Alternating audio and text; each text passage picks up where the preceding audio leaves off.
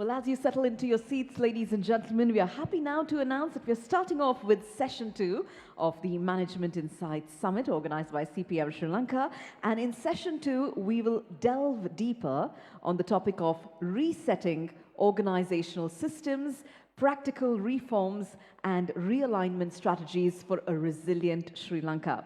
First and foremost, I will be very happy to welcome our resource panel who will be joining us on stage. So as I read out their names, I'd like to invite them to please come and take their seats. I would like to start off by introducing our session chairperson and the moderator for the discussion. We have Mr. Sandun Hapugoda, Country Manager, Sri Lanka and Maldives, MasterCard. Let's put our hands together as we welcome him on stage. We also have our keynote speaker for this segment, who is Mr. Dhananath Fernando. He is CEO of Advocata Institute. Let's put our hands together as we welcome Mr. Dhananath Fernando. Also joining us on the panel, we have the following panelists. We have Ms. Zara Kader. She is Legal, Corporate and Regulatory Affairs Director, Ceylon Tobacco Company, PLC. Let's put our hands together and welcome Ms. Zara Kader on stage. She is one of our panelists. Our next panelist to join us will be Mr. Tulsi Aluvihare, Deputy Managing Director at CHEC Port City Colombo Private Limited. Let's give him a warm round of applause and welcome him up, Mr. Tulsi Aluvihare. And our final panelist to join us now, Dr. T. Sayandan. He is CEO, Sunshine Medical Devices and Lena Manufacturing of Sunshine Holdings PLC. He's also Director, Sunshine Healthcare Lanka Limited and Lena Manufacturing. So let's put our hands together and welcome him on stage, Dr. T. Sayandan.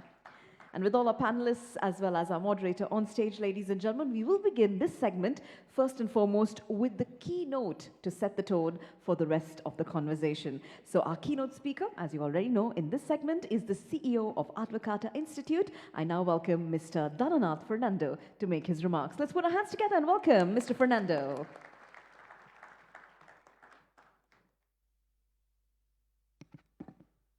Thank you very much. Good morning, ladies and gentlemen. I deliberately did not prepare any slides. I have quite a lot because with the rate that the geopolitical trends shifts, I don't want to, expire my slides by presenting it because from hour to hour, from day to day, things are moving dramatically.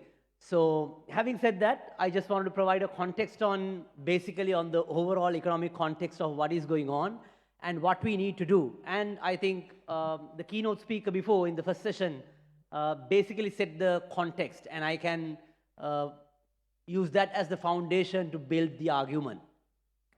First, what we need to look at is, since there are a lot of things are moving at the same time, we need to realize that especially the time that we are living in is a unique period in the world history. Because when there are two global superpowers contesting for the same position, in particularly US, China, and there's India, and there's BRICS community. So, but particularly it's a race for the first place in the global superpower position. That time period is basically uncertain. That's what we have seen over a period of time. And that uncertainty not only comes with wars and uncertainty in geopolitics, it also comes with challenges for the currency. For an example, when the British were ruling the world, the sterling pound was the currency that the world used to trade. And then it has been, even if you go back, it has been shifting, and then it was the US that everyone's currency has been the US. And now there's contesting, and you can see the China is contesting, and particularly this period would be quite uncertain. I'm saying this because if you think like, okay, the Iran war would be end like tomorrow, with 2 weeks everything will be settled down, again we can move back to normalcy. Trust me, this is not going to happen. I'm not saying the Iran war would not end. It will end, but some level of uncertainty will prevail. Even if you go back to 2025 April, if you recall, there was President Trump's tariff announcement, and then it was followed up. There were so many changes. It was 44% for Sri Lanka. Then it came down. Then it again changed. Things have been changing. And now, of course, for Sri Lanka, then it was Ditwa in November last year. And then you have another external crisis. So as managers, as decision makers, this uncertainty is going to stay for some time. So you have to, and we all ourselves have to be prepared for uncertainty, mainly external front as well as internal front. And those are kind of beyond our control. When you look at the economy, basically economic crises doesn't follow because of an external event. Mainly it will follow based on your reaction to it. And I think that's what even the keynote speaker Hannah mentioned, like things are changing. If you fail to adapt, that's where the crisis falls in, right? So the challenge is, how are we going to basically adapt in these global dimensions? That's what we need to keep in mind. Now, setting that context, then we have to move forward on what's the impact on what is going at the moment. First of all, when you look at all the indicators, Sri Lankan economy is stable. After a massive crisis we went in 2022, all indicators shows it's stable. And even after this crisis, I do not see any indication that we will go back to where we were in 2022 because of 5 key reforms that we did over a period of time. First, the anti-corruption law. I know it's not, there can be a lot of areas that can improve, but the anti-corruption law covers quite a wide range now. So as a result, that's one of the key pillars, that the corruption is not easy as it was before. It's still happening, but the shock absorbers were kind of ready. Second, the Central Bank Independence Act. Again, it is not a perfect act, but with the central bank independence, the inflation that you saw in 2022 of 70% is very unlikely. In fact, our performance is at about, we are at 2%, 3% inflation. With the fuel prices increase, it will go to about 5%, but it's under control. Third, it's the Public Debt Management Office and the Public Debt Management Act. If you don't know, there's a separate office now in the Ministry of Finance on servicing our public debt. So as a result, the debt was no longer serviced by the central bank. There's a separate office, there's a separate unit, there's a separate team which was under-resourced in my view, but still there's a separate institutional framework that will move on debt servicing. The third one is the public expenditure management. The government cannot spend the money that they were used to spend before. There have been lots of checks and balances being brought in. There's a cap of 13% of the primary expenditure, and you cannot really increase the expenditure limits. That has been quite a key reform. The fifth one is, I'm sure we all of are hitting the pain, that is the fuel price formula. Because of that, the fuel prices has to be adjusted with the market prices. Still, it is not exactly with the market prices. I don't want to give a shock. I have told it publicly. The diesel prices ideally should go up by another 100 rupees according to our calculation. But I think we are running with the previous stocks. But if the current situation prevails, likely the diesel prices has to revise again. So those 5 reforms basically keep us somewhat on the track. As I mentioned, it's not the external shock. As a result, we have closely about 1 trillion rupees of primary saving, and that's where we utilized for Ditwa, and even during this time where we can maneuver around with that saving. So economy is stable. But the challenge is, how are we going to navigate moving forward? That's what I said. This crisis will have an impact, but how we are going to respond to this is what we are going to basically decide whether we are going to, which direction that we are going to move forward. Mainly the impact, if you are looking at the risk factors, the risk will come in about September, October, mainly in the agricultural sector because of fertilizer. Because if you know, Qatar is one of the main fertilizer suppliers, and already we have fertilizer for this season, but because of the supply chain interruptions, the fertilizer supply will disrupt in few months, and from September, October, there may be a shock on the agricultural sector because of the fertilizer issue. I think the government has to resolve it, probably by looking at alternative supplies, mainly looking at China and other alternative suppliers. In terms of tourism, remittances, there will be an impact. As we all know, we'll trace the numbers very closely. Tourism is dropped from about 30% since the crisis, since the geopolitical tensions.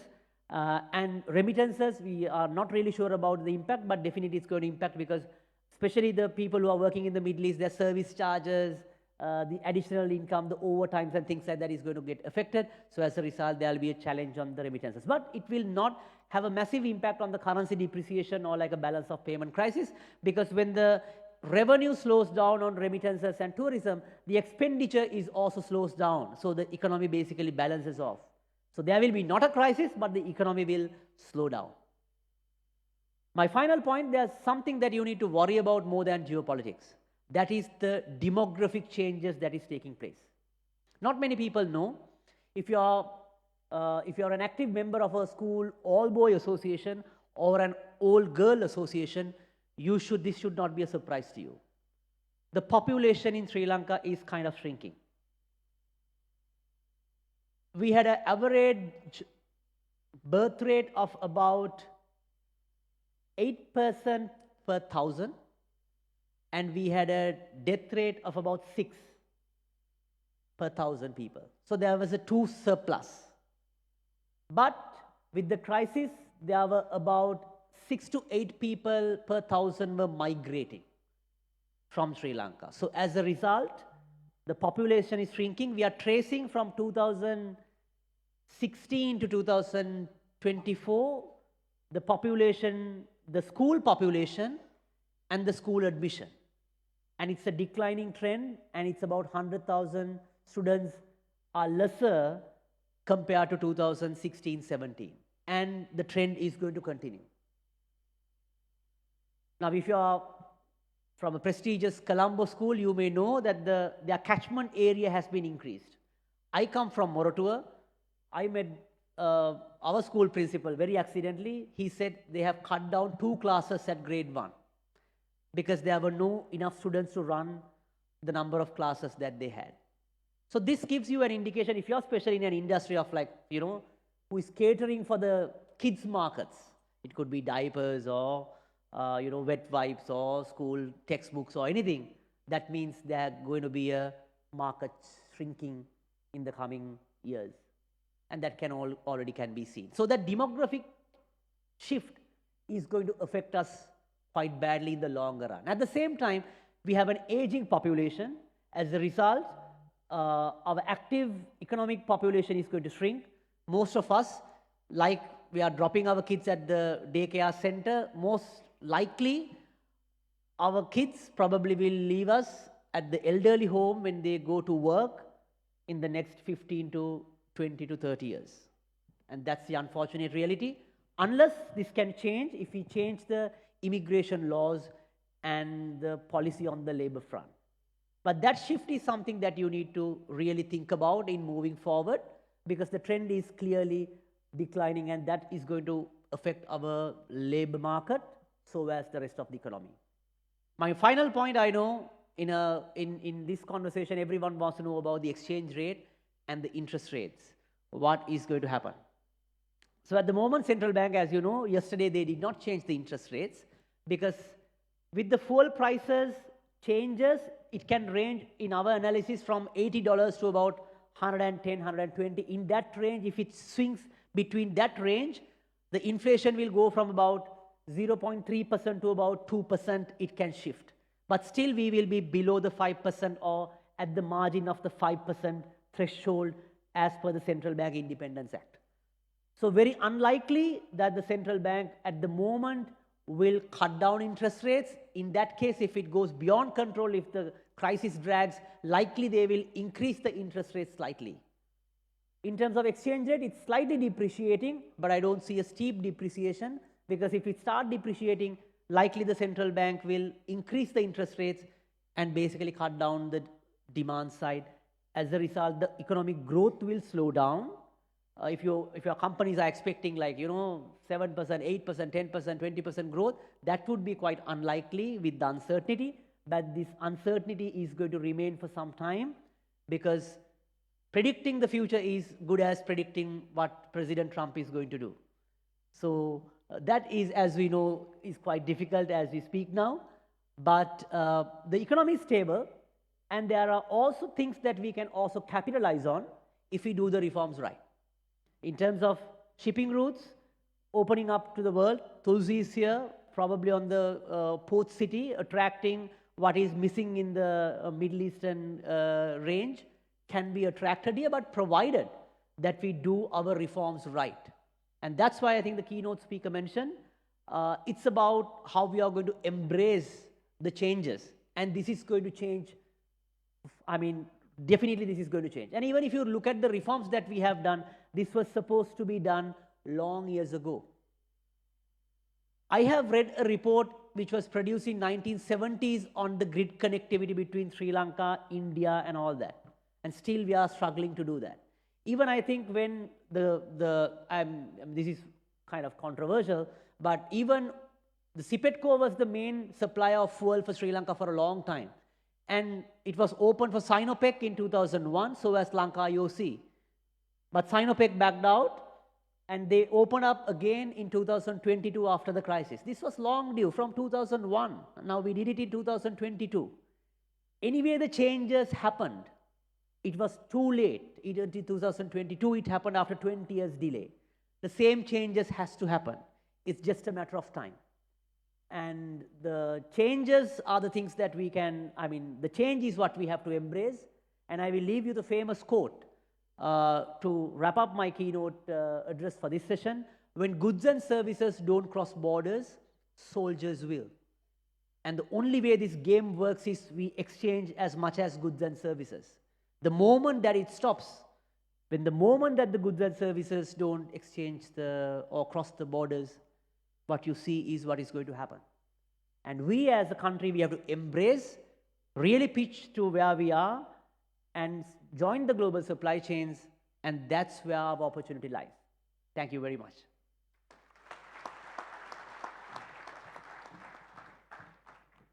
Thank you very much to Mr. Dannath Fernando for sharing with us those eye-opening insights and setting the direction for this discussion to follow.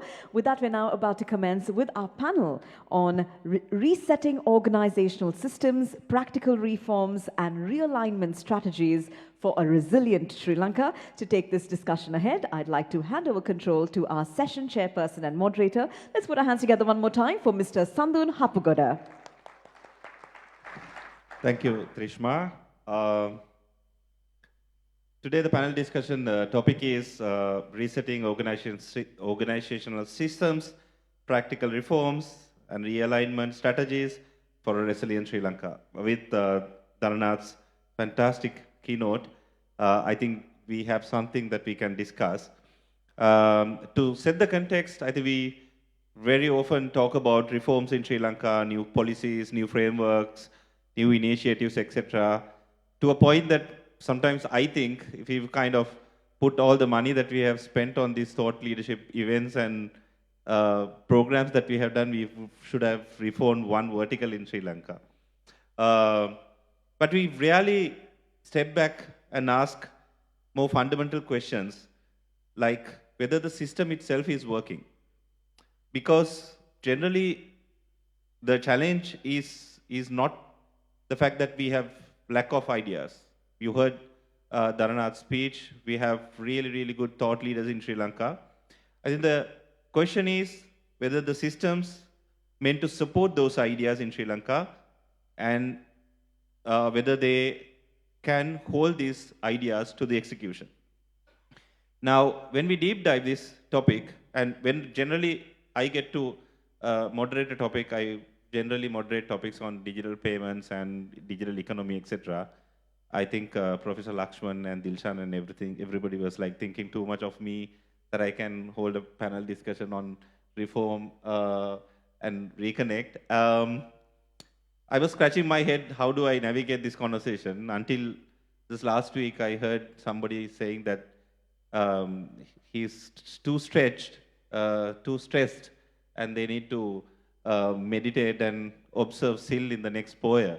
So then I thought I'll take that kind of a navigation to this conversation with the Four Noble Truths for us to understand whether we really have a suffering and a problem, and then the cause of the suffering and whether we can cessation and really create a path. So what I'm going to do is I'm going to go like 2-3 rounds to understand of course, we have an issue in terms of reforms, and we definitely have gaps, and we will discuss about gaps.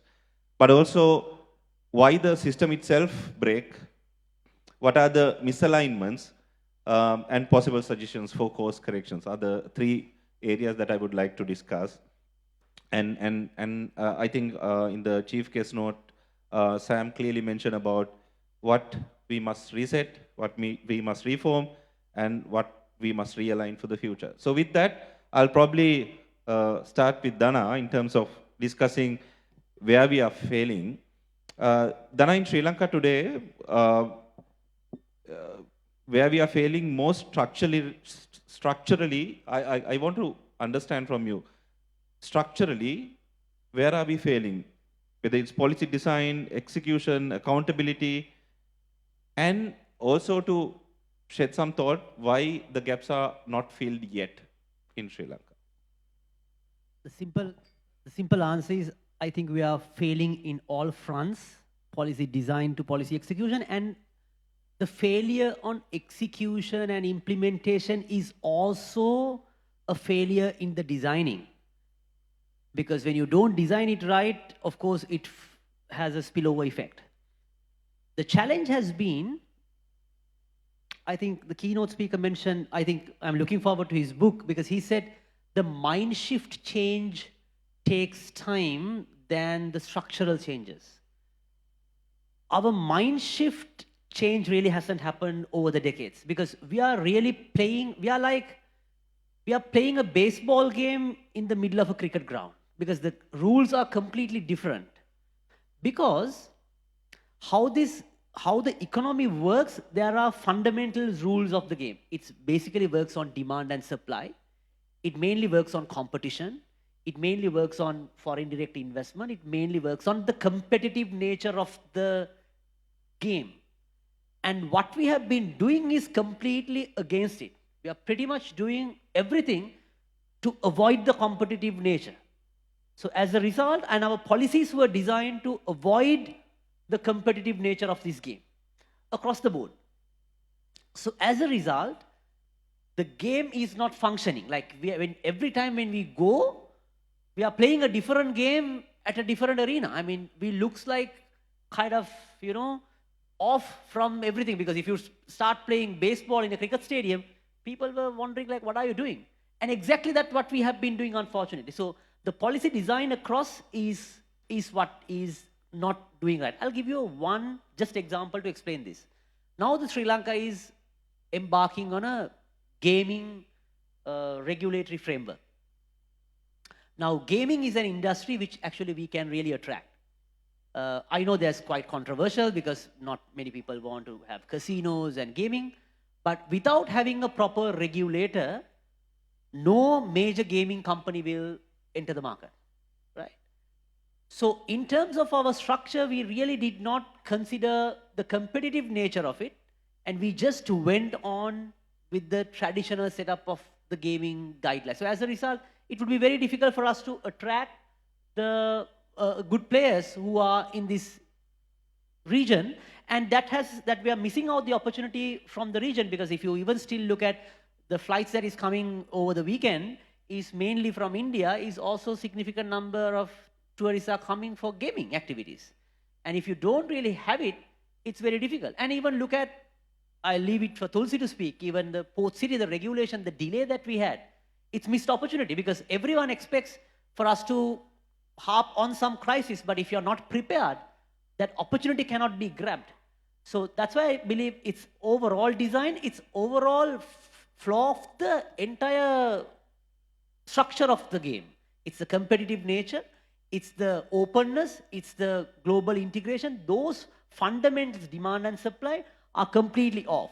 And I can see it across the board when it comes to industries, tariff, labor policy, across the board. So on all factor markets, labor, capital, and land, everything is structurally not right. So that's where we are going back and forth. But some reforms have been done to all, over the governments.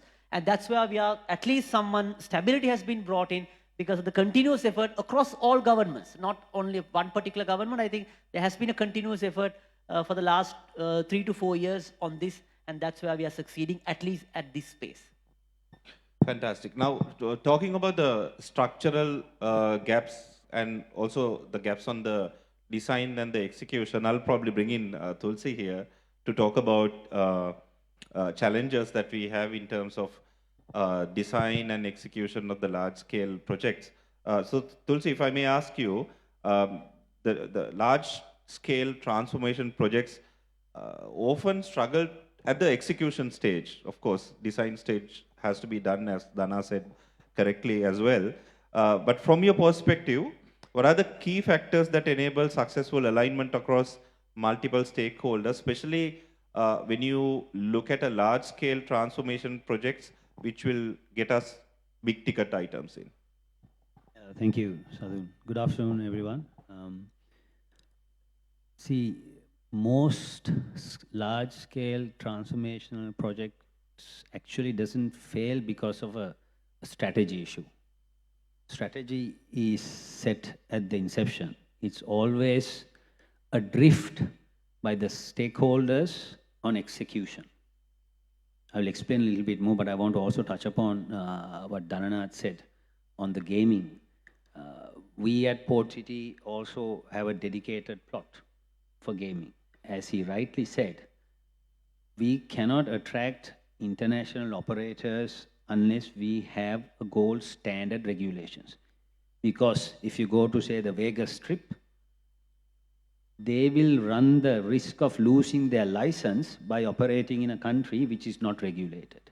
So, but knowing that, I am also struggling to understand why do we keep doing the same thing. We can't do the same thing that we did for the last 70 years and expect different results. So coming back to your question on execution, see, a project like Port City, to give you an example, to draw, is about a 25-year project. Now, in that, we will have multiple stakeholders during different stages.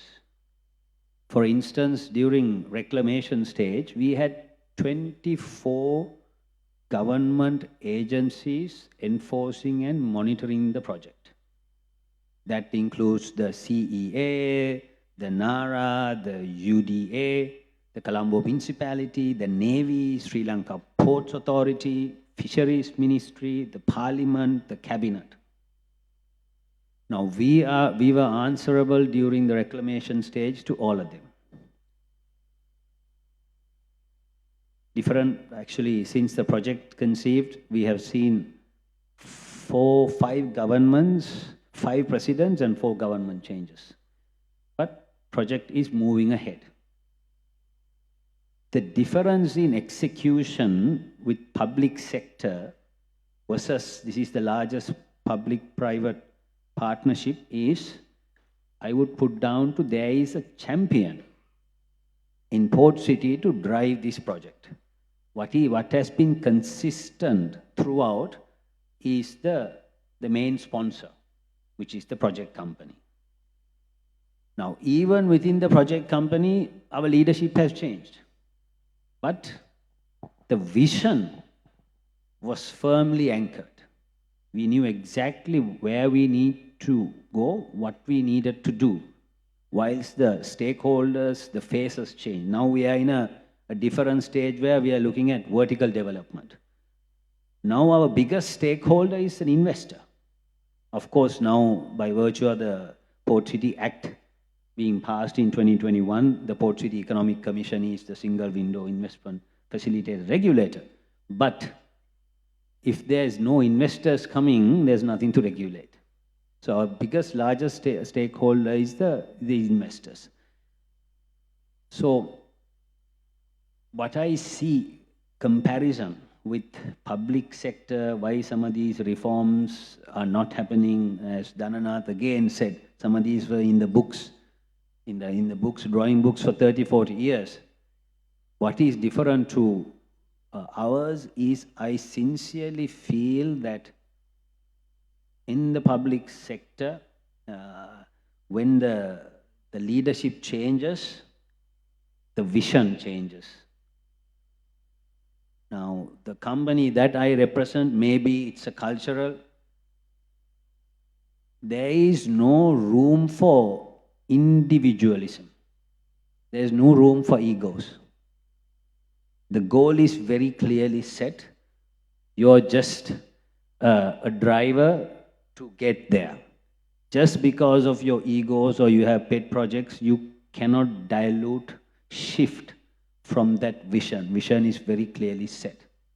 As you know, also, since we started reclamation and we country went through massive challenges, I will probably discuss later in terms of how we kind of manage those challenges. Again, the biggest drawback difference I see for a country with 92% literacy, we have many thought leaders, and as you correctly said in your starting remarks, that if you save the money that put aside for all of these discussions we have had, I'm sure we could have at least developed one vertical. But we speak a lot, but we have miserably failed on execution. Thanks, Tulsi. I want to circle back on your point on the regulatory frameworks that you mentioned earlier in your note. I'll go to Zara with that. So Dhananath spoke about the need of having policies, execution strategy, etc. And then we spoke about having right policies. So having all that in place, but if we have an outdated regulatory framework, that could be a deterrent factor to the execution and the transformational initiatives that we have. So my question to you is, how do outdated regulatory frameworks that we currently hold back, is a deterrent factor to the organizational transformation if you really consider the large-scale transformation projects in Sri Lanka? Okay, hi, good afternoon, everyone. Great question. I think everyone's talking about the setup that we've got right now, and I think both of them have already mentioned this about betting and gambling, right? And I think it's a great example for heavily regulated industries. The simple reality is, I come from the tobacco industry. The simple reality is that when you're in a heavily regulated industry, you are always going to hold yourself to stricter standards in some places than others because of the risk you run. Like Tulsi mentioned, the fact that they could lose their license is a very scary thing for multinationals. So we're always going to hold ourselves to these standards that are significantly higher sometimes than what regulations do as well. So in a context like that, if there are spaces where regulations are too rigid or regulations are too strict, it stifles innovation. The simple reality is that if you're in a space that is evolving, which is everything everyone does these days, I don't think anyone wakes up in the morning thinking we've reached the peak on artificial intelligence, or we've reached the peak on maybe fintech. These things are constantly evolving, and I think the simple reality is that regulations are never going to be ahead of innovation. That's a fact. And it's not fair to expect governments to be ahead of innovation, because no regulator, no government wakes up in the morning and goes, someone today is going to have a really bright idea to create X. I'm going to park everything else that I need to regulate that's here in the now and think about something that hasn't happened yet. Yeah, so I think regulations by design are going to be behind innovation. But the challenge you'll have is that regulatory change takes too much time. The systems that governments have in place to change regulations take 6 months, 1 year, 18 months. By the time you've evolved the regulation, status quo has changed. So it's a constant game of catch up. And I think the tighter the regulations are, or the stricter the regulations are, the further behind you are on that catch up game. You need to be a little bit more liberal. You need to leave a little bit more space for innovation and for the evolution of whatever that technology or whatever that industry, so that you enable industries to thrive. That's what proper regulation is, in my view. Sure. So we speak about the regulation change, but also I think it's super important that we talk about the regulatory institution change as well, because some of the regulators themselves are organizational structures that we've established about 75 years, 100 years back, and we've still maintained those regulatory structures. while the way that we operate, the world operates, the technology works is slightly different, right? So I think regulations has to change, but the regulator structures also super important that we look at changing. So with that, I'll probably go to Dr. Sayandan. Uh, we can have like strategies, we can have policies, we can have regulations, execution strategies, etc. But ultimately, it boils down to, as I said earlier, to the organization itself. So that's why we sometimes see some organizations are performing well, the similar organizations, even sometimes government organizations, does not perform that well when it comes to transformational initiatives. So my question to you is, what does it really look like at the ground level? What do we really mean by resetting organizations at the ground level, if you can shed some light? So I'll answer this question with a quote from my favorite author, Robin Sharma, where he says, "Change at the beginning is hard, messy in the middle, gorgeous at the end." Me coming from Sunshine Holdings, I'll take some of the recent changes where we adapted a ERP system, went into IFS. Recently, we went into HRIS, Oracle. We adapted Salesforce automation at the SBU level. And also, I'll bring in an example of where we have the pharma manufacturing and we are the only meter dose inhaler manufacturing where we went into automation. I'm not going to go individually into each four, but I can summarize in all these four implementation of change. Why it's hard at the beginning is when there is a change, it's the employees who are part of it, they feel threatened. Most of them want to be in their comfort zone. And whether we like it or not, when there is an annual appraisal, everybody want to be safe. People want to get their score correct.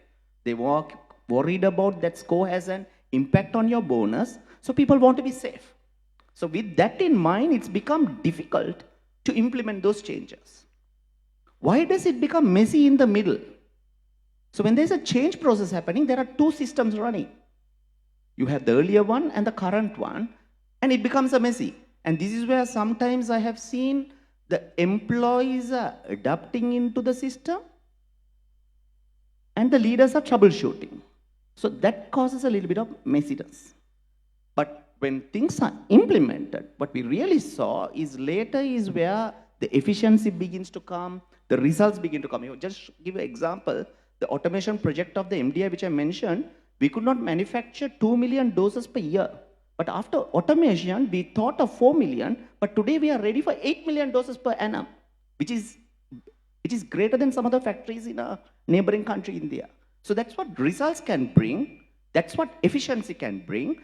And why it's gorgeous or awesome at the end is this is where the organization and the employees feel we are future ready, and that also shift the culture. So I conclude my answer by saying it's hard at the beginning, messy in the middle, and it's always gorgeous and awesome at the end. Fantastic answer. So I need to circle back to Zara on the same similar topic, because we speak about innovation and the scale, etc., with the same answer that Dr. Sayandan mentioned. Now, when it comes to innovation, in your opinion, what does regulation that enables innovation actually looks like in the practical sense, especially if you consider things like digital compliance, governance, and you can probably combine with my previous comment in terms of reforming the regulator structure as well? Interesting question. Look, I think the fundamental to successful regulation is partnership. And the person who is developing the innovation or the person who is creating what needs to be regulated is invariably going to be a little bit ahead from the regulator. Because by the time what you've got that needs to be regulated is created, things have already been trialed and errored. You know by this point what works, what doesn't work, what's possible, what's not possible. That's how you have a finished product or service, right? So I think partnership with the expert, and that's where industries do contribute in a huge way, right? I think it's important that the government or the regulator of any country is able to and open to partnering with the private sector. And in Sri Lanka, the QR code was one of those great examples, right? You trust the expert to develop it, and then the moment this crisis hit, we were ready. All it took was an announcement overnight that says, remember that QR code we talked about 2 to 3 years ago? It's back, bring it up, scan it. Every other country is right now trying to figure out how to ration it out. I've heard stuff like odd numbers will pump fuel on certain days, carpooling, and you can be on the road on certain days depending on your vehicle plate. We've got it figured out because we partnered between the government and the private sector. Now, I'm not naive. I know that private sector is driven by profit, private sector is driven by our own self-interest, but the reality is that's the push and pull that you need. We will, as the private sector, share those ideas, those thoughts, the journey that we've been ahead on, and the regulator or the government will be the guardrail. It's yeah, you're pushing it too far. I get what you're trying to achieve, but I need you to stop at this point, which is a fair assessment. The government has people at heart, and the people's interest and the country's interest at heart, and private sectors obviously will have lots of other priorities as well. I think the other maybe interesting thing that regulations could look like is define outcome, not necessarily the how. So, for example, if you want governance around data protection, it doesn't need to be, you need to protect data like this. It needs to be, I need you to make sure that data is protected. The how, the technology, the framework, that should be something that is left open to innovate, because that's going to change over time. The evolution of the journey is something that we need to leave room for. Having said that, ambiguity needs to be moderated as well. Yeah, so I think when there is ultimately regulations, and I'm sure this is the case for a lot of countries, but when you look at some of the laws that you have, you are always struggling to find the spaces in which this makes sense. There is ambiguity. So the more detail that's available, the more frameworks, the more FAQs. Singapore, for example, does this really well with the way they navigate AI.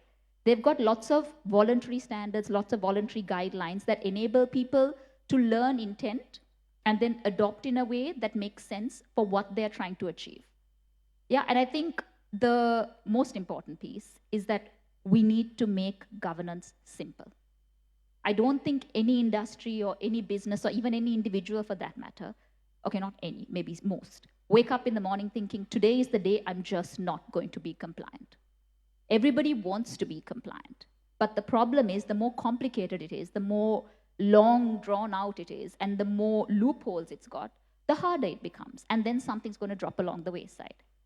You need responsible regulation, for sure. I'm not advocating for no regulation, but I think it needs to be able to remain agile, because I don't think we're in an era where we're going to make it faster to change.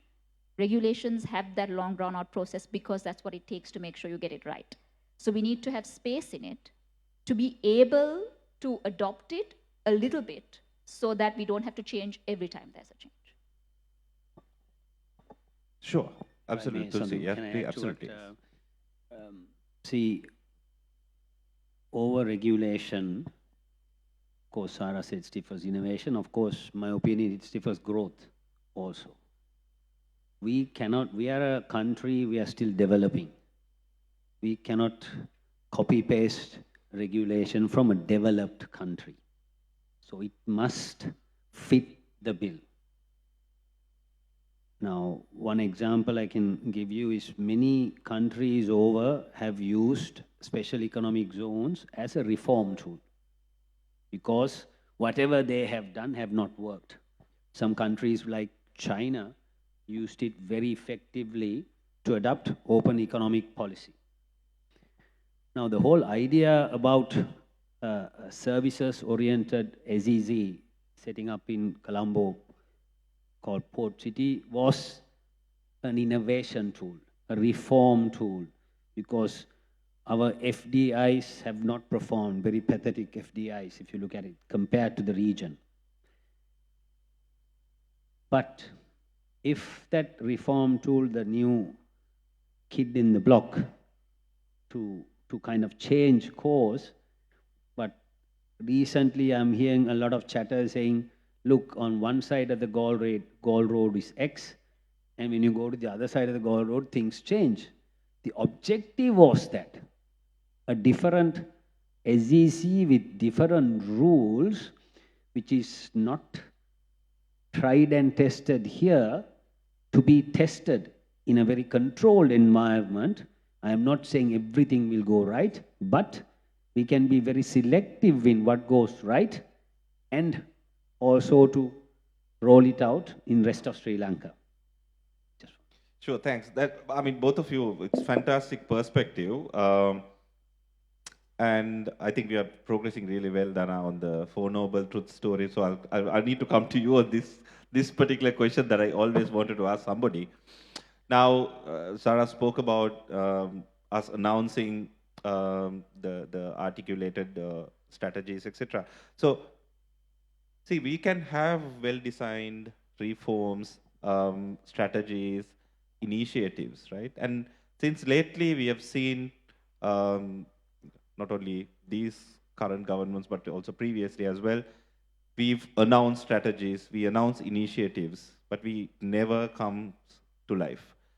We see that not only from the government sector, but also in the private sector. Large private sector organizations announce transformational initiatives or even some of the initiatives that will help their own growth or business, but it never comes to life. So my question is, why do you think that well-designed, well-formulated transformational strategies never come to life sometimes, and irrespective whether they announce prematurely? Before I answer with Sandhu moderating, I think now his meditation has gone to a different level and now he expects me to bring the enlightenment by understanding the noble truth.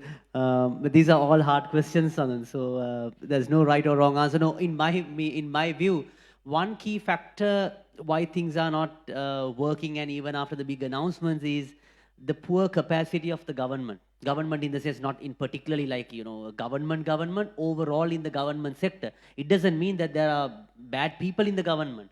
They are all good people. But the capacity is very, very poor, even in the private sector in certain cases. Because if you recall, one side is the external factors, because many good people left the country. I mean, we had multiple waves of outward migration during the ethnic tensions. There was one round, and then after the economic crisis, and this has been a constant thing that has been happening.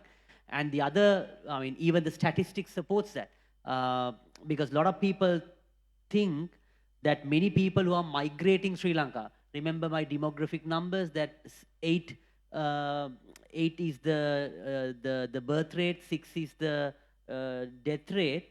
But in terms of migration, what we have heard is that our females who are going as like domestic workers was the story that which is stuck in our mind. But the statistics have completely changed. It's more than 50% now leaving are men. And more than 50% who are leaving men are actually skilled ones. It's not the unskilled anymore. So as a result, you have a massive problem in terms. So that's, I'm coming back to your question, because there's a massive capacity issue in the state sector as well as the government, in the private sector, where you really cannot execute things. You just make a big announcement, but you really, when you really come to bots and, to really the nitty-gritties of it, you really can't execute it. You really don't have the skill set. So that's one side. The other side is the structure of the government is too big, while it is quite poor in capacity. It is too big. It's like an elephant. To move, it takes like few years, while President Trump makes decisions like every other hour, right? Markets move like crazy. And like the government, when they think like, okay, with this tender, that tender, the fuel prices have like gone up and down like 6 times. When the government start procuring like one shipment, just as an example. It happens all over, and we talked about AI and all that. So it's changing at a rapid pace, and we have a massive government structure with very poor capacity, moving very slow, and I think the result is obvious. I think I'm not sure whether I'm coming to that enlightenment stage. So I think we are getting somewhere, But I would like to also share another experience in terms of transformation and getting rid of the legacy processes before I move to the next question with Dr. Sayandan. I was recently coming from Maldives to Sri Lanka, and 2 days before I came to Sri Lanka, I saw this big announcement in terms of establishing automated gates at the immigration. So I arrived in Sri Lanka around 7 o'clock in the morning, and then I was taking these automated gates. And nobody was there. There was a huge queue on the other side of the manual gates, and they said, our IT guy has not come yet, so we can't operate the gates. So I went to the manual queue. I was like, okay, just 2 days. So I kind of, then week after I was coming again back, and then I went to the same thing, and they said, today it's not working because there's an issue with getting airline data to the immigration system, so you still have to go to the manual counter. The second day was missed. So third day, they proactively said to take that counter. So I was coming from Singapore. I was very happy because that's the experience that I had in Singapore. So I was taking the automated counter.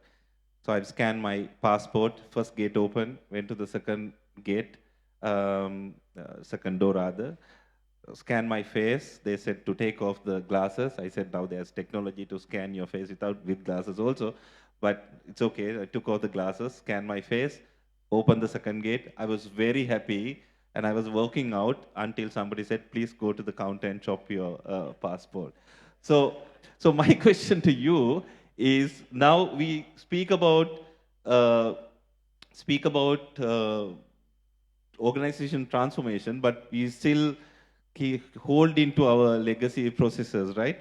How do you think that, especially when it comes to government institutions, how do you think that we should approach this, especially letting go some of the legacy processes and adapting what's relevant to today's context? I'll continue from where you stopped. When it comes to manual, you think it's in the government sector and airport? No. By the way, I call it fully automated manual systems. Absolutely, I'll come there. Recently, we renovated our office. And what did most of the department ask? We want cupboards. And on the other side, we are running a project paperless. We want cupboards. Why? To store files. What did they ask next? Photocopiers, printers. We want 3 location printers. On the other side, there's a serious project going on automation and things. But then why? They say, no, our regulator, National Medicine Drug Regulatory Authority, we have to submit manual dossiers. We quote tenders, State Pharmaceutical Corporation, we need to submit manual documents. We don't have e-procurement. But on the other side, I ask, then why are we keeping our copy in manual? Let that be digital. Why are you making 2 copies? So that's something. Private sector, 7 signatures, approval process. I mean, why so many? I have made it a rule, certain things you got to push it. And I said, anything more than 3, no need. I mean, you decide at what level, based on the value you have policies. Why do you want 7 approvals? The time it takes. And the hierarchical process. Some it's a culture. Anything, MD has to approve. Chairman has to approve.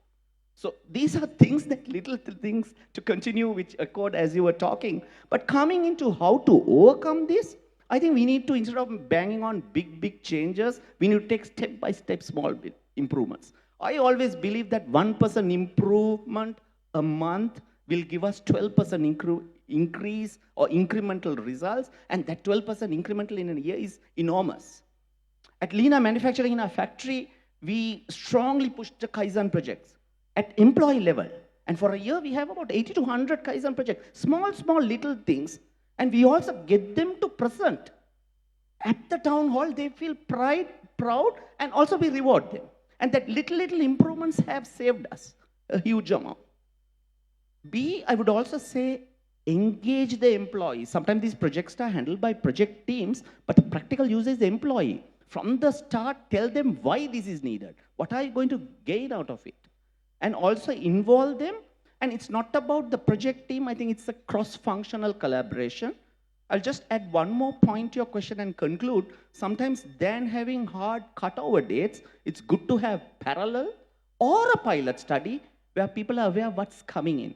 So I would approach, these are little things, but we still have the legacy system, how we could overcome and move on. Yeah, and also to try out things as well. I think that's why the importance of events like this and programs like this, where organizations can think of having little reforms and especially about the government organization. Like last year, I was in the audience. I saw a presentation from CPC and how they've cut down a lot of manual paperwork by automating some of their processes. And these are like little things that you can bring in.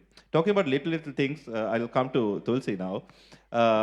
Tulsi, we can have like strong long-term visions for an organization, but also especially look at the crisis now. Somebody told me recently, never waste a crisis, convert that into opportunity, right?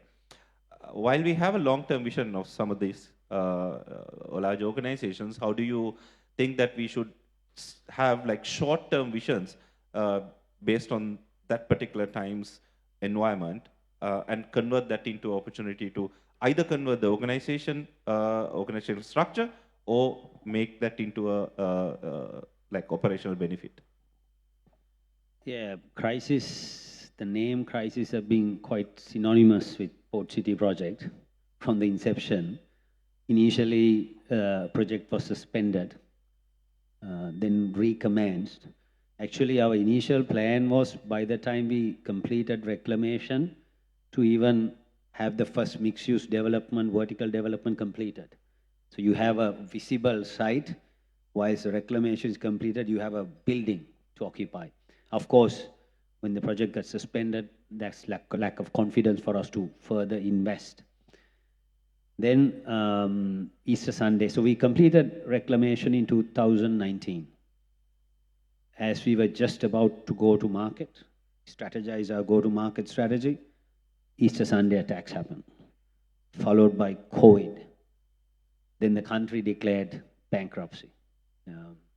So we really had to recalibrate what we had to do.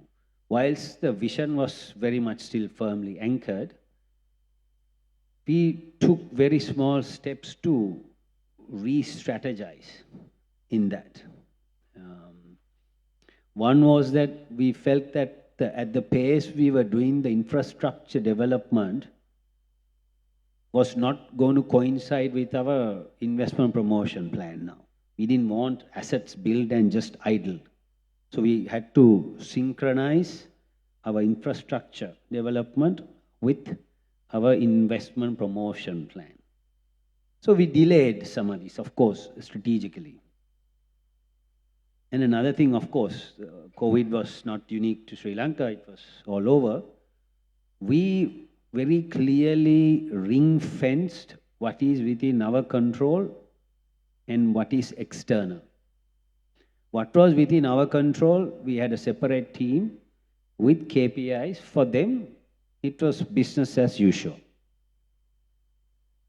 The team outside, which, the external shocks that we were not able to control, we had a close watch, we were monitoring it and giving solutions that the team one can continue to their business.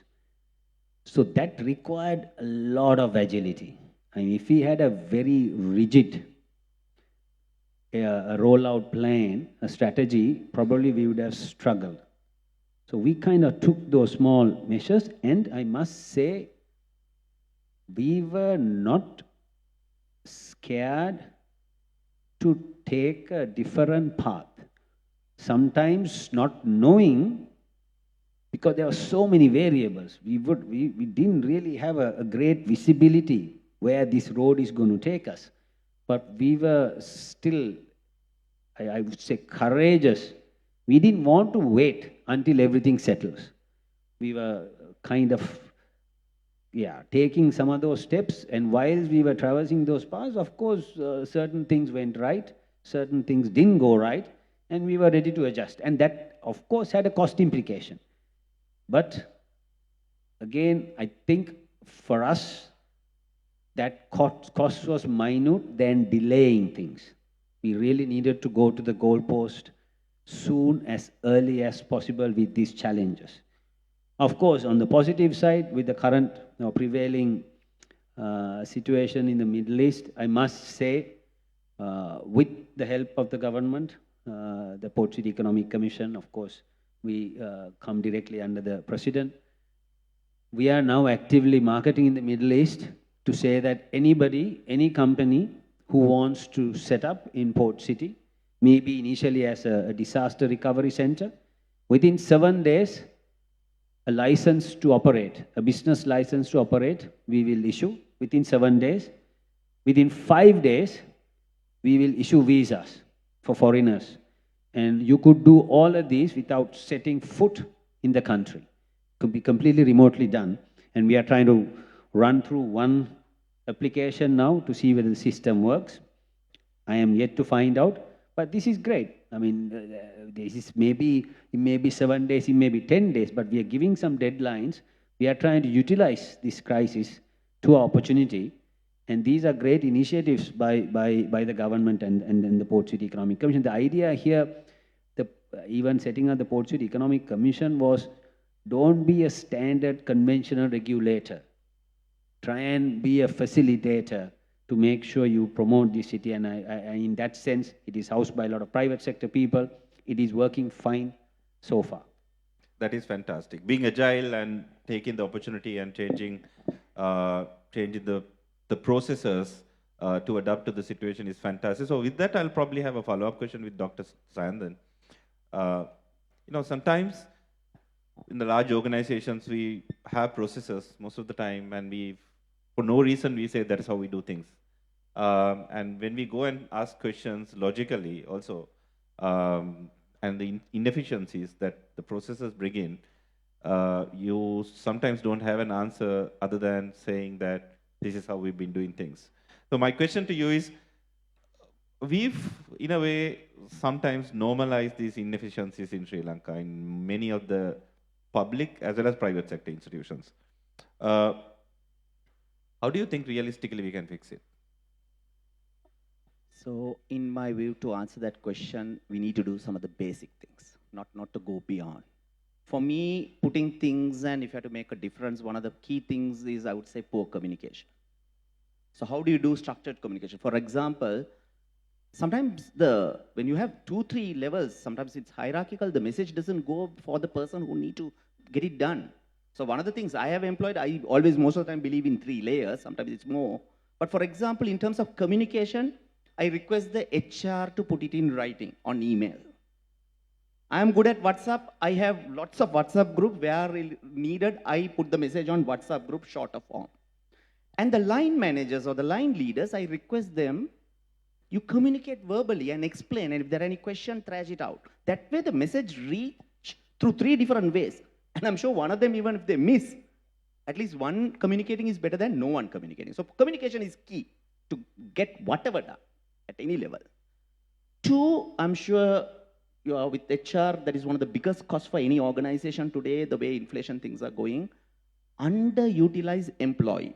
I call it physical presence, mental absence.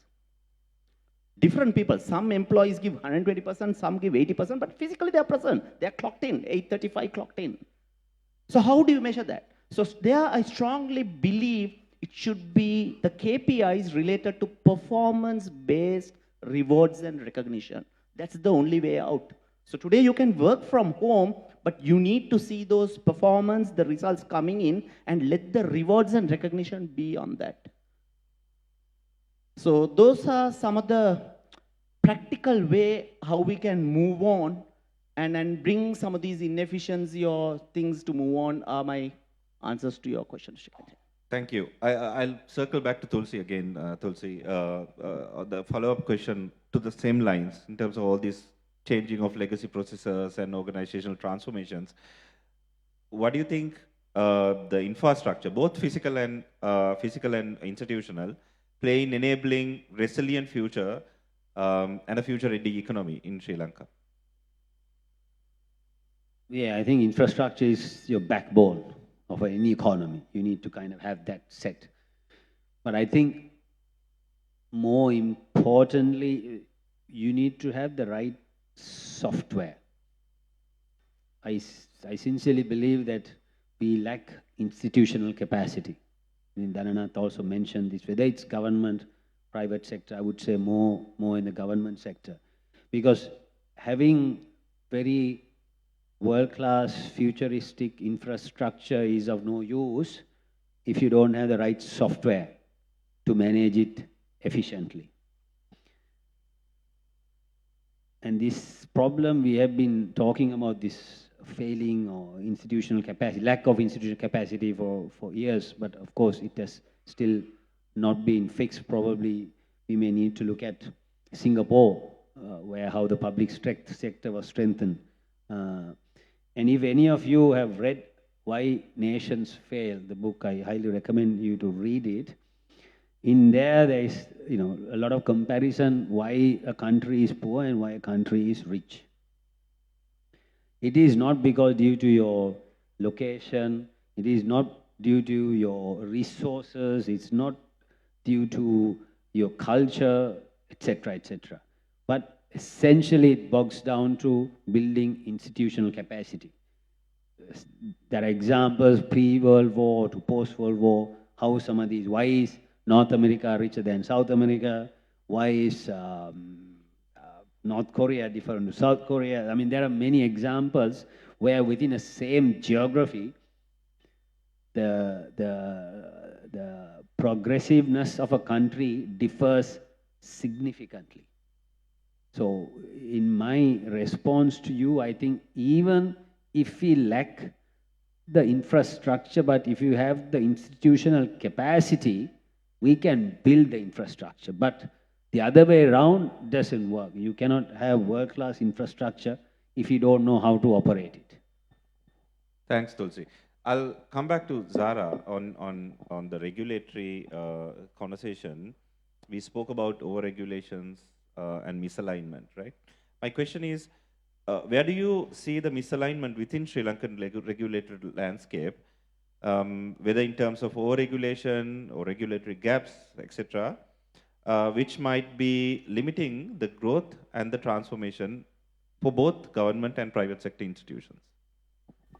Look, I think lots of people have already kind of touched upon this. It's the connectivity that we need. I think we need to make it something that's easy to get done.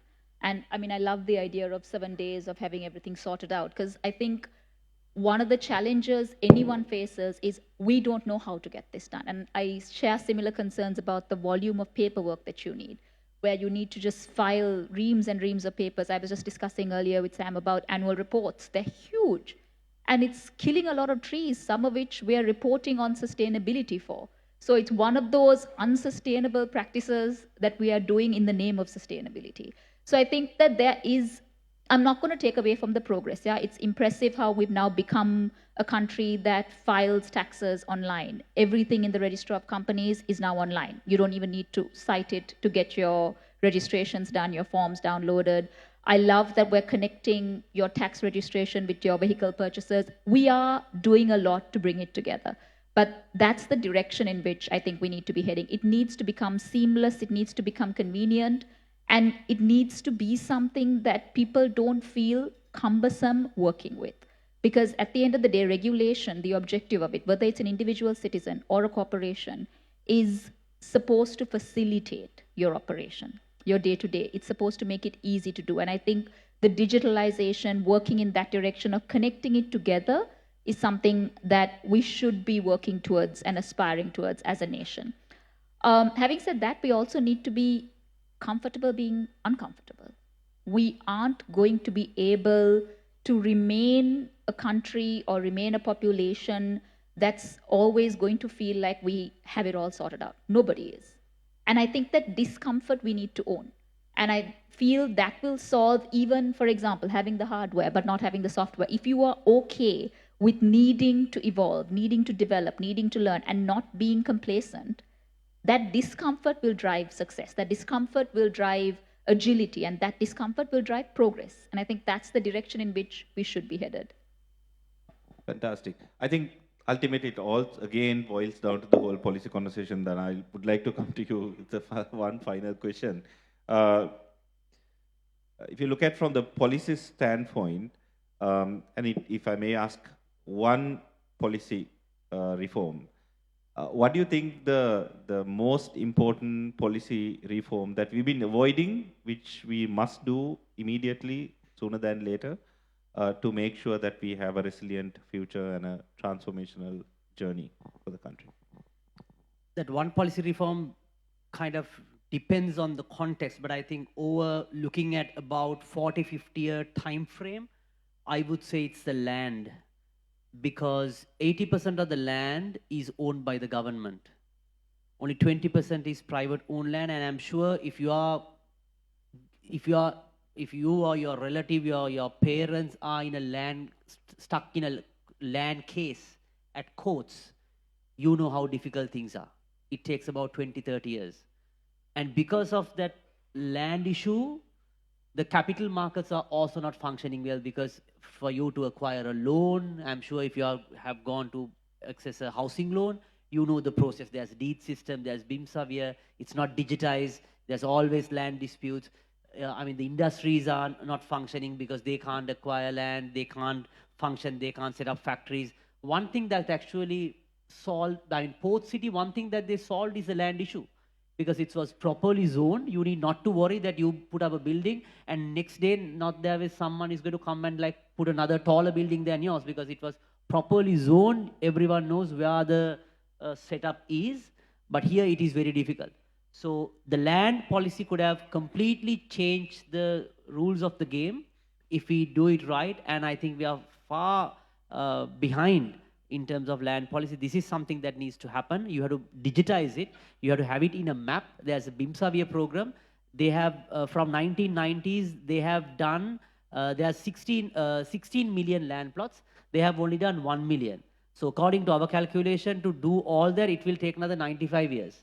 So to bring everything under the same thing. So I'm not going to shatter the enlightenment thoughts that we have been getting with a bad policy that we have been running, but I think that's something, one single thing that I would focus on. Sure. I mean, about 10 years ago, I was part of this government-appointed blockchain committee, and one of the things that we presented was to put all the land blocks into a blockchain, so all the disputes and the long-lasting court cases can be avoided. So that's in the panel questions that I had, but then there are a couple of questions raised by the audience. Do we have more time? Right? Yeah. So some of the questions that you have raised, I think we've already answered, relating to people management, some of the organizational reforms, etc. But there are very industry-specific questions also that's been raised, which I would prefer to avoid.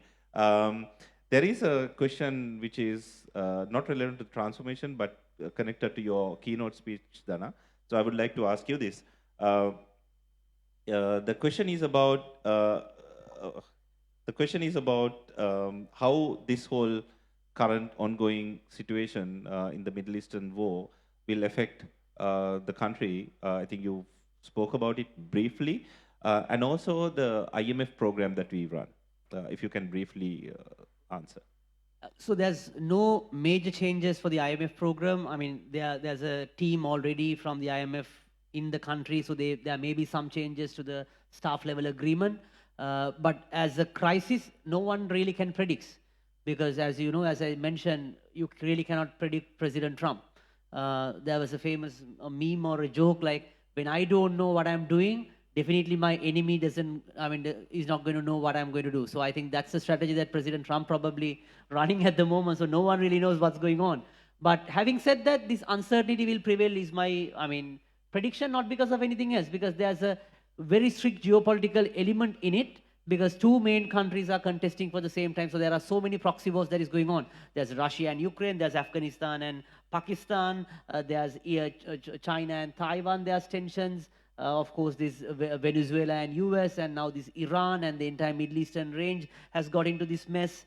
So this uncertainty is going to remain, and at the moment, economy is stable. The growth will slow down for sure. The 5% growth that we had last year, if this remains for a few more months, it is going to remain as it is. From the defense analysts that I heard from the international world, they believe that this war cannot sustain for more than 2 months, because it's very difficult to sustain a war, especially on the waters, for too long, unless they really bring boots on the ground. Then it's like Iraq, or I don't know what's going to happen afterwards. Of course, no one can predict. But hopefully things will settle. This too shall pass, in my view. But again, this uncertainty, there will be so many other spikes. It could be environmental, it could be geopolitical, it could be anything. But that uncertainty is the only certainty. Is what I can say. IMF program, nothing has been changed. There has been 2 tranches supposed to come together, and it will be have more, support in terms of balance of payment. So that's why I'm not too much worried about currency depreciation or things like that. Even if you look at the statistics, central bank is constantly building up the reserves, regardless of some pressures on the currency, but it's manageable. I mean, the pressure, the currency moves, but it's like 2-3% is manageable. But don't expect steep depreciation of like 20% or 30%. As at now, things are stable for the 5 main reforms that I have spoken before. Thank you very much, Sudhana. So let me go back to a couple of more questions. Anybody can answer this, and anybody can top up later. One of the questions is, are we complicating transformation? And what uncomfortable decision are leaders avoiding that's preventing real results? Maybe Dr. Sanand, you can start because more close to the ground. I think we need to make it very simple. I don't think any project or any transformation need to be complicated. How would you do is why? That why need to answer, are we doing this for the customer or the purpose of the product or the ultimate user? And what is the benefit to person who is facilitating or the employee or the person working on it? I think if these two are very clear, whom I am serving, what is his benefit, and what I am doing it, and if these two questions are answered, and then it's a matter of we just go ahead and do it. I think these are the two areas, sometimes silent, where people say, why this is done? Why are they bringing this? Why are they putting us in trouble? What is this all about? Have they got too much of money? So all these will go eradicated if these two are answered, and then that gives a reason why. That's how I would answer. Yeah, I mean, to add to that, I'm sure many of you or your organizations have what is called a purpose statement, right? So I don't think you need to overcomplicate transformation, long as the transformation speak to your purpose statement. I think the question was also about where at the leadership level there is a challenge. I think there is a empowerment that needs to happen. Like everyone said, you already know what your business is aspiring for. You already know at a macro level what the ultimate goal is. So there needs to be an empowerment, there needs to be a delayering, so that at that stage, the person who is running it, as long as it's aligned to what you're driving for as an organization, can just get it done. And I think the empowerment is the key to make it happen. Fantastic. If I may ask one more question, there's another interesting question about the bringing rural economy to the whole transformation journey. The question is, how can Sri Lanka realign its organizational systems to use urban development as a driver of resilience instead of vulnerability? Dana, you want to answer that? I know you have interesting perspective on this one for sure. Yeah, so again, this rural development and integrating infrastructure, it's where all policy angles comes together. For an example, if you just do a basic calculation of someone who lives somewhere around here, some in Battaramulla, Moratua, Vattala, you basically takes about 45 minutes to 1 hour to commute to Colombo and go back. Just do that calculation. I did it, I was shocked. Like, that means if you travel for a year, probably closer to about a month, you are like commuting back and forth.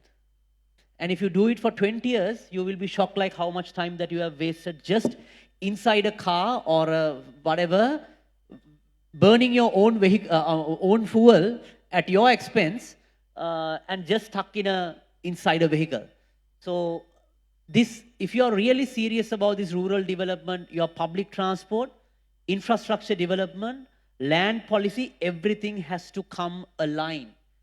Otherwise, it would be very difficult because we are wasting our time and productivity, and that's where this, again, coming back, special economic zone, that's what they have done right, because they have zoned it well, the transport is clear, and it's quite aligned well to minimize the time wastage. Same thing on the rural development, because Sri Lanka is one of the highest road density countries in the world, if I remember right. Because for every 2 houses, you basically take a road there. But it's far easier to bring that people to where a city center is, rather than putting a road and an electricity tower and everything. So as a result, we have like quite a population spread. What we need to do is more and more urbanization and have developed projects And this has to happen because with the very reason that I mentioned, we have an aging population. So when you have aging population, not everybody can drive a vehicle. They have to have the public transport. They have to have the disabled access. So all that has to come in the same vicinity proximity. You cannot travel 20 kilometers every day. So that's the reality. It's just the policies that are basically stopping that happening. And that's the way forward that we need to move. For that, we have to have the private sector, public sector, but it's mainly allowing the policies. You have to change the rules of the game. Then the play will automatically take place. Any top-ups? If not, I'll probably wind up with one final question, maybe a rapid-fire question. I think we are reaching somewhere in our enlightenment journey. Like 3 to 5 years from today, let's say 3 years from today, if you are not fully enlightened by then, what would be the key indicator that you would name, that you would call as a success if you've achieved when it comes to transformation in Sri Lanka? Just one quick answer. I guess we go ladies first. If you have this conversation in 3 years, if you can recall one key indicator. Speed to convert. I think if we are fast enough to adapt to what's changing with us, like you said, we're not going to be enlightened where we are there immediately. But if we can reduce that speed, and sure, however long it takes, if we can get there fast enough, that's a picture of success. Fantastic. Tulsi? Dana was keeping best for the last for sure. Yeah. I think predictability of policy.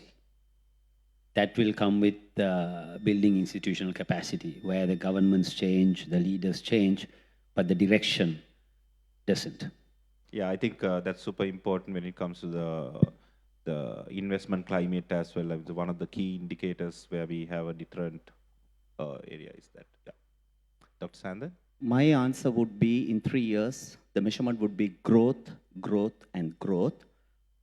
Give me 1 minute how to measure this growth.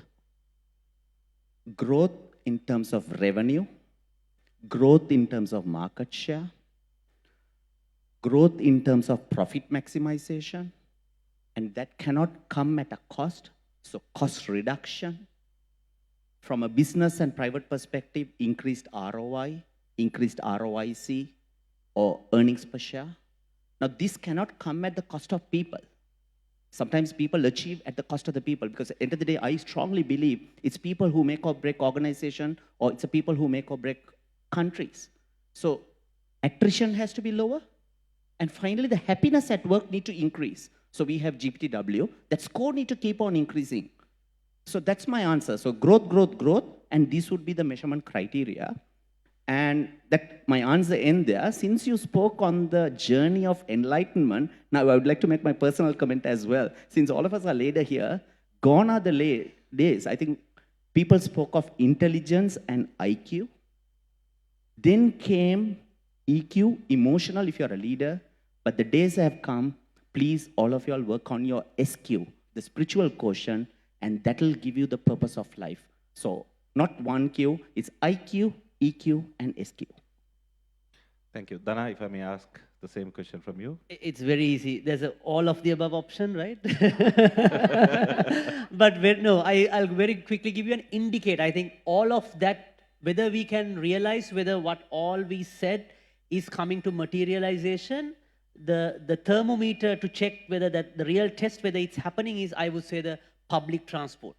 If the public transport is developing, that means the predictability, the growth, the revenue growth, everything should come into place to for that to happen.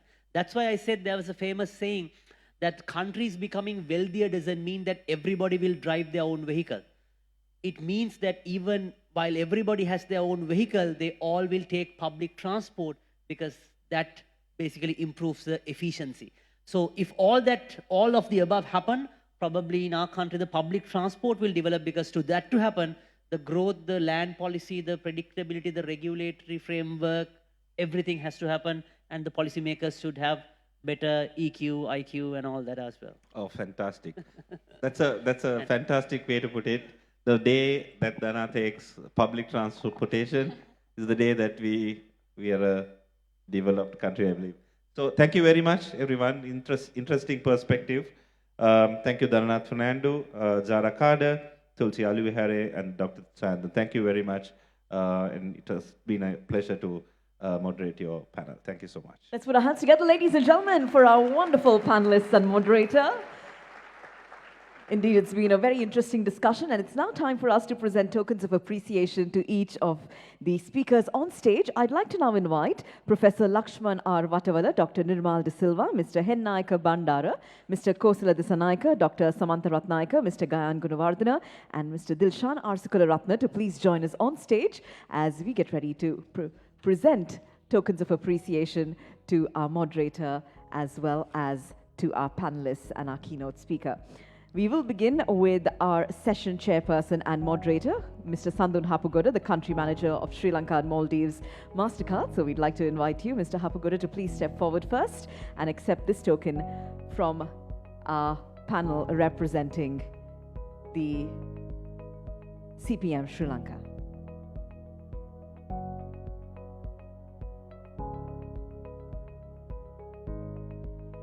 Ladies and gentlemen, this is a token for our session chair. Let's put our hands together for him, Mr. Sandun Hapugoda, Country Manager, Sri Lanka and Maldives, MasterCard.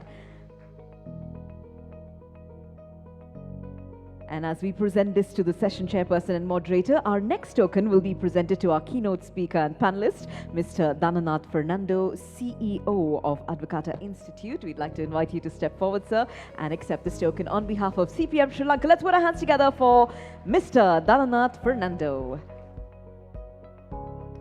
Thank you for your very eye-opening insights. We gained a lot of perspective from your comments and your keynote address. We then move on to acknowledging our panelists. We start with Ms. Zara Carter, who is Legal, Corporate and Regulatory Affairs Director at Ceylon Tobacco Company, PLC. Let's put our hands together, ladies and gentlemen. Ms. Zara Carter.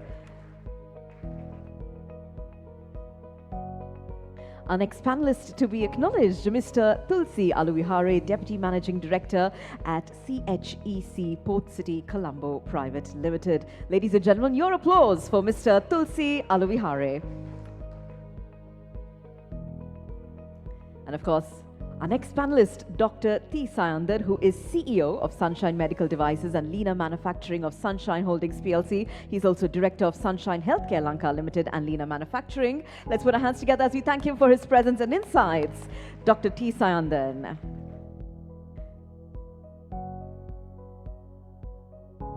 Once again, we'd like to say a quick thank you to our various partners and sponsors, our annual Platinum Partner, MasterCard, annual Print Media Partners, Daily FT and Daily Mirror, annual Corporate Partner, Technomedics Private Limited, official Lubricants Partner, Laughs Lubricants, official Mobility Partner, Stafford Motors. And we'd also like to invite you to please take a moment to view the elegant Honda vehicles on display in the hall. Stafford Motor Company Private Limited is the sole authorized distributor for Honda in Sri Lanka, and they are offering exclusive benefits to CPM members and their affiliates today. So we invite you to meet the Honda sales consultants. You can register your interest and take advantage of the very attractive offers that they have valid until the end of April. With that being said, we are now concluding session 2. We will begin session 3 at 1:30 p.m. But of course, before session 3, it's time for lunch break. Once again, lunch buffet is on either side of the hall. You can help yourselves, but make sure you're back in your seats by 1:30 for session 3. Thank you, ladies and gentlemen, and bon appetit.